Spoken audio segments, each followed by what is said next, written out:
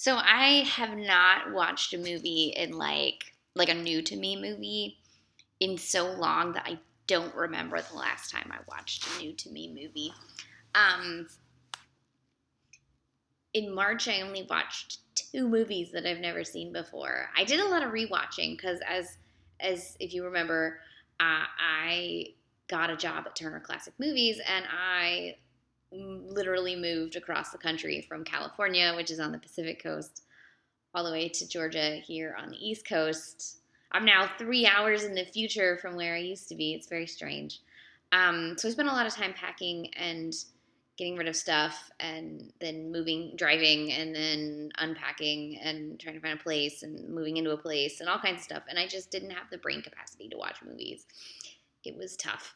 So I finally watched the movie that I can talk to you guys about. This was back up. Okay, I forgot I was going to have this page open so that I could tell you the numbers. Anyways, the film was W.S. Van Dyke's Naughty Marietta from 1935. It's I think the first Jeanette MacDonald Nelson Eddy film. And I'm not a big Jeanette MacDonald fan. Like, I don't even like her movies with Maurice Chevalier, but that's because I don't like Maurice Chevalier either. I think he's terrible. Don't like him. So, Naughty Marietta, it was nominated for Best Picture from 1935, and I'm waiting for this list to open. Oh, this is the list I wanted. I clicked on the wrong thing. So there have been 530 films nominated for Best Picture. After watching Naughty Marietta, I have seen 472 of them. So I'm missing 58, including 8 of them from last year. Obviously, I didn't watch any of the films last year, and then I watched Mad Max in January. So it used to just be 50 that I was missing. But so anyways, now I'm missing 58 out of 530. That's like a little more than 10% that I have left. Pretty good. So this movie was not really my style. As I said, I'm not a big fan of Jeanette MacDonald. I don't think her soprano singing really, that kind of musical is just not for me. I like the 50s, 60s, like crazy ass, colorful, American in Paris, West Side Story kind of musicals. I like Nelson Eddy as an actor. I don't particularly care for his singing, which is preposterous because at one point he was the highest paid singer in the entire world. And I think maybe that's because I've only seen him sing in movies, and maybe his singing in a context of like singing only is probably much better. That said, I feel like this movie, it's 1935. I feel like this movie would have been so much better if it had been a pre-code, and maybe there was a pre-code version somewhere. I don't know. But basically the story is that Jeanette MacDonald is a princess named Marie who is about to have to marry this horrible French dude. I mean, this Spanish dude. So she decides to switch with a woman who's going to New Orleans to get married to, like random people. Like, they were paid money by the king to go marry men in New Orleans where they're colonizing. And so she switches. The ship full of women gets attacked by pirates. People are shot. There's like a gunshot to a woman, and then it cuts to black, and you're like, oh my God, they shot a woman. Then pirates are about to rape all of the women when Nelson Eddy and his like pioneer, soldier dudes come and save them. And then Marietta now is about to be forced to be married to one of the dudes. She doesn't want that because that's like what she's been trying to flee.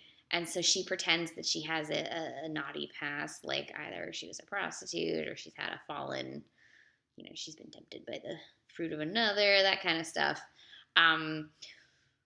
So she gets kicked out of the monastery where all the women are staying till they get married, trying to hide the fact that she is a princess, while at the same time sort of kind of wooing the captain played by Nelson Eddy, but also sort of trying to push him away, but then he's trying to woo her, and it's like they pretend they don't like each other, but really they love each other. And it was okay. I can see why they were a huge box office draw because they do have really great chemistry together. And if you want to read some like scandalous shit, read about Jeanette MacDonald, Nelson Eddy, and Jean Raymond, and all of the stuff between the three of them, because there's some crazy, crazy, crazy stuff going on.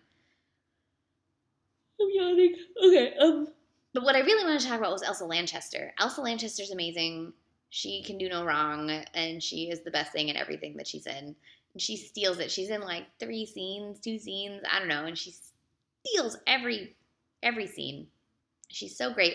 And so there's a song in this called Ah, Sweet Mystery of Life, and I believe that's the song, or is it the other song in it? Yeah, is featured in Mel Brooks's Young Frankenstein and is sung in parts by Madeline Kahn and Terry Garr. And there's aspects of the way that Elsa Lanchester speaks in this film that are clearly picked up by Madeline Kahn in Young Frankenstein. Like, she clearly watched this movie and was like, I love this voice. And then obviously later in the film when she's doing the like Bride of Frankenstein thing, that's also Elsa Lanchester. So if you're a fan of Young Frankenstein, I would suggest watching just to see sort of where Madeline Kahn got some of what she did, like some of her inspiration. I just love Elsa so much. And Frank Morgan is in this too. He is the wizard, if you remember from The Wonderful Wizard of Oz. He's pretty good in the like bumbling governor character. So I don't know, if you're a fan of Jeanette MacDonald, you'll probably love this movie a lot more than I did. And I watched it on Watch TCM. #TCMHQ. It was very fun. It's good to get back into watching movies that I haven't seen before. I definitely need to get back onto 52 Films by Women. I am so behind. It's a good thing I was trying to do 2 a week instead of 1 a week, so I'm not 100% behind, I don't think, or I'm like right on it. But there's that new Aquaman that I want to see, and there's the new the restoration of Kelly Reichardt's River of Grass, which I think is available for rent soon, or is. So I'd like to see that. But I need to get on it, and I'm behind. But now that I'm like relatively situated, I should be. I don't know if I'm going to get to like the pace of a movie a day again for a while, but I'll definitely be seeing a few films a week instead of like nothing for a month. Thank you for bearing with me. And again, this was Naughty Marietta from 1935. It was mostly directed by W.S. Van Dyke. I'm seeing that it was uncredited stuff by Robert Z. Leonard, but I'm not sure. Wikipedia has let me down and has not explained why Robert Z. Leonard did some of the direction on this. I don't